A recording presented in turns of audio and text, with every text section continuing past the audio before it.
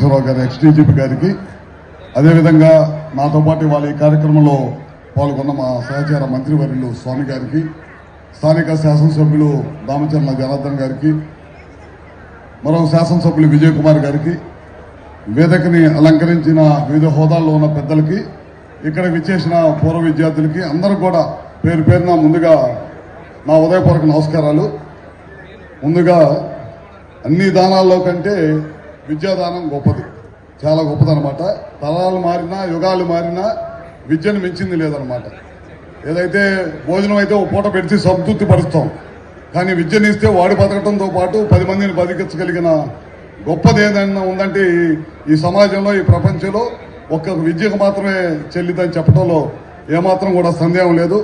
అలాంటి PVR school ఇవాళ శతదినోత్సవంలో నన్ను కూడా పాల్గొనే అవకాశం కల్పించినందుకు మీ అందరూ కూడా పేరు పేరున ధన్యవాదాలు తెలియజేసుకుంటూ, అట్లనే పెద్దలు ఆ రోజు 1925లో దాదాపు 5 ఎకరాల 90 సెంట్లు పిసుపాటి వెంకట రంగయ్య గారు, వెంకటయ్య శర్మ గారు స్థాపించారన్నమాట. ఆ రోజు అనమాట. ఆ రోజు నుంచి ఇవాళ దాకా ఎంతో మంది విద్యార్థుల్ని తీర్చిదిద్దడమే కాకుండా వివిధ హోదాల్లో నిలబెట్టిన స్కూల్ ఏదైనా ఉందంటే అది పీవీఆర్ స్కూల్ అనమాట.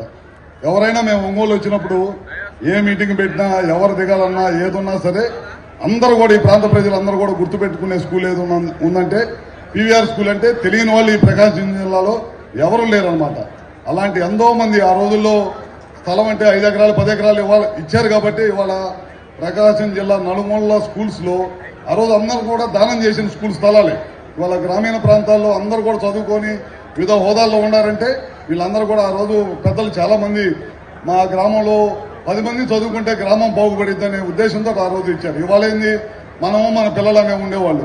ఆ రోజు ఎట్లుండేదంటే మా గ్రామానికి స్కూల్ పెడితే మా గ్రామంలో చదువుకుంటారు, 10 మంది బయటకు వెళ్లి ఉద్యోగాలు చేస్తారు, మా గ్రామం బాగుపడిద్దనే ఉద్దేశంతో ఆ రోజు చాలా మంది పెద్దలు చాలా మంది దానాలు చేసేవాళ్ళు అనమాట. నేను రాయనూతలు వెళ్తా ఉండేవాడిని. రాయనూతల ఊర్లో అందరూ కూడా సాఫ్ట్వేర్ ఇంజనీర్లే. నేను వెళ్ళినప్పుడు చెప్పేవాళ్ళు, ఆ రోజుల్లో పెద్దవాళ్ళందరూ మంచి ఆలోచన చేసి వాళ్ళ స్కూల్ పెట్టబట్టి ఇవాళ మేము దేశ విదేశాల్లో సుఖంగా ఉంటున్నామంటే ఆ రోజు మా పెద్దవాళ్ళందరూ కూడా మాకు ఈ గ్రామాల్లో స్కూల్ గెలిపించడం వరకే అని చెప్పారు.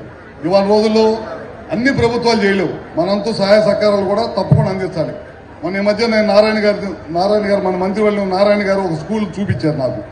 నేను నెల్లూరులో స్కూల్ చేస్తున్నాను రవి చూడమన్నాడు. చూస్తే ప్రైవేట్ స్కూల్కి ధీటుగా బ్రహ్మాండంగా తయారు చేశాడనమాట. అట్లా ప్రతి గ్రామంలో కూడా, ప్రతి ఊర్లో కూడా, ప్రతి జిల్లా హెడ్ క్వార్టర్లో కూడా అన్ని ప్రభుత్వాలే చేయలేవు కాబట్టి కొంతవరకు పూర్వ విద్యార్థులు, మంచి పొజిషన్లో ఉన్న పూర్వ విద్యార్థులు అందరు సహాయ సహకారాలు అందిస్తే కనుక తప్పకుండా గ్రామీణ ప్రాంతాల్లో అందరూ కూడా వాళ్ళ చదువు వస్తుంటే లక్షలు పెట్టి చదివించాల్సి వస్తుంది పిల్లల్ని. వైద్యం అట్లనే విద్య పేదవాడికి అందకుండా పోయే అంత స్థాయికి వెళ్ళిపోతుంది అనమాట.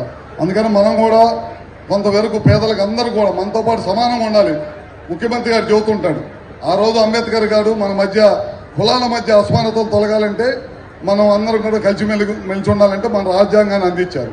ఇవాళ ఆర్థిక అసమానతలు తొలగాలంటే మనం అందరం కూడా సమానంగా పెరగాలంటే అందుకే P4 అనే కార్యక్రమం తీసుకొచ్చి అందరూ పేదవాడు డబ్బులు ఉన్న వాళ్ళు ఉంటే 10 రూపాయలు పేదవాడికి సాయం చేసి మనతో పాటు సమానంగా లాక్కరని చెప్పి పదే ముఖ్యమంత్రి గారు కూడా చెప్తా ఉన్నాడు.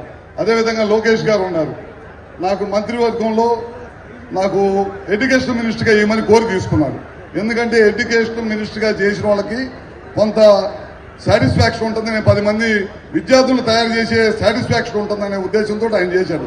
అందుకనే ఎక్కడ కూడా స్కూల్స్ లో రాజకీయ పార్టీలు ఉండకూడదు, రాజకీయ పార్టీలు గుర్తులు ఉండకూడదనే ఉద్దేశంతో యూనిఫామ్, నాణ్యమైన పుస్తకాలు, షూస్, బెల్ట్లు, పిల్లల స్కూల్స్ లో రాజకీయం మాట్లాడకూడదు. మంచి చదువుకోవడానికి మంచి విద్యార్థులుగా ఈ దేశానికి అందించాలంటే మంచిగా వాళ్ళని తీర్చిదిద్దాలనే ఉద్దేశంతో ఇవాళ ఈ ప్రభుత్వం కూడా ఆ కార్యక్రమాలు చేస్తూ ఉంది.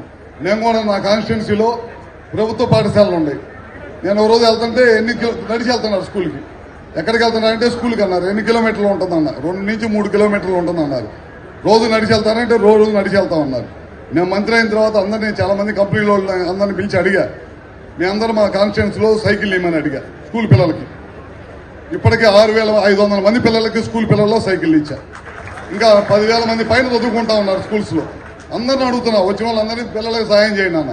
ఈ బొకేలు, శాలువాలు అవి తీసుకురావకండి.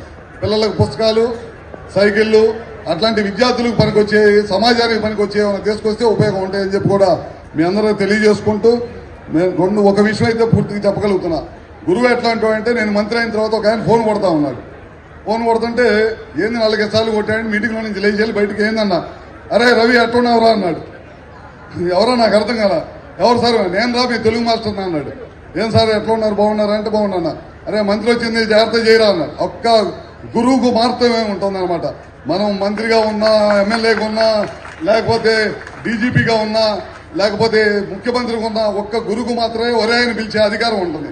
అట్లానే విద్యార్థి దశలో చదువుకునేటప్పుడు ఒక గొప్ప స్నేహితుడు తయారవుతాడు. మనకి ఏ కష్టం వచ్చినా నష్టం వచ్చినా విద్యార్థి దశలోనే స్నేహితుడు ఉంటాడు అనమాట. ఇట్లాంటి 2 మనకి ఉండేది ఒక స్కూల్లో మాత్రమే అనమాట. అలాంటి స్కూల్ని ఈ ప్రకాశం జిల్లా, ఆ రోజు వెనకబడి ఉన్న ప్రకాశం జిల్లా అందించిన పీవీఆర్ యాజమాన్యం కానీ, ఇక్కడ పనిచేసిన ఉపాధ్యాయులు కానీ, ఇక్కడ చదువుకున్న తల్లిదండ్రులకు అందరూ కూడా మరొకసారి పేరు పేరున హృదయపూర్వక నమస్కారాలు తెలియజేసుకుంటూ, ఇలాంటి మంచి కార్యక్రమంలో నేను కూడా మీ అందరితో కలిసి పాలు పంచుకునే అవకాశం కలిగినందుకు మరొకసారి ధన్యవాదాలు తెలియజేసుకుంటూ సెలవు తీసుకుంటా ఉన్నా.